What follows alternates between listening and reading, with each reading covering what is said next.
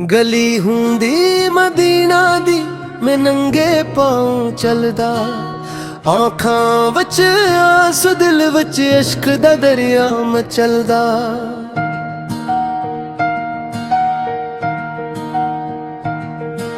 गली हुंदी मदीना दी खुशबू नबी दी आवे, हर जर्रा सलाम करे हर पत्थर नात सवाए। मदीने दी हवा वचरी रहमतां दी छां ऐ, जेड़ा भी इत्थे आवे ओना दा गम मिट जाए। सरकार दी चौखट ते झुक जाए सर मेरा, बन मांगे मिल जाए हर एक हुनर मेरा। सब्ज गुंबद दी छां विच दिल नूं सुकून मिलदा, रूह नबी दी नगरी विच जाके यकीन मिलदा। फरिश्ते भी सलामां दी कतारां विच खड़े नी, आका दी बारगाह विच सारे ही जुड़े नी। या रसूल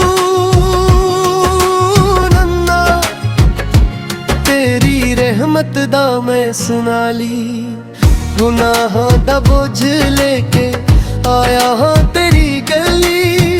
न होर कोई सहारा न होर कोई ठिकाना, तेरी ही जाते आका मेरा सारा जमाना। गली हुंदी मदीना दी जिथे नूर बरसे, हर एक दिल विच इश्क दा चिराग भी ओथे जले।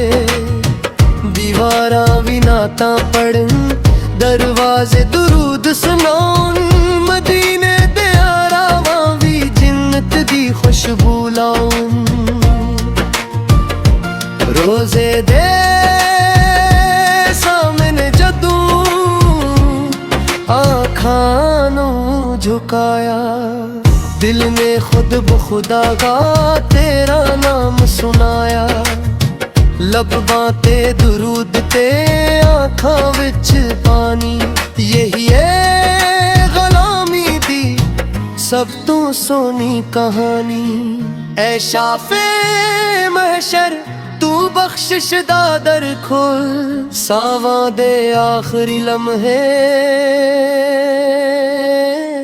नात तेरी हून कोल। मदीने दी मुट्ठी विच जड़ा भी सो जाए, कयामत दे दुना का ओ भी ना घबराए।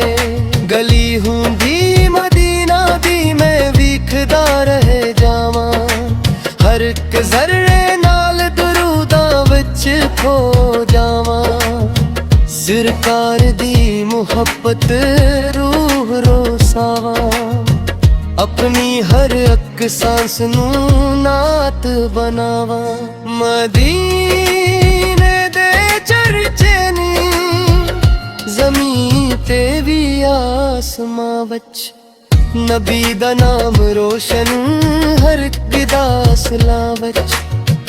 कोई शाह हुवे या फकीर सब दे ने आका, सबनू बराबर समझन ऐ नबी दा सलीका।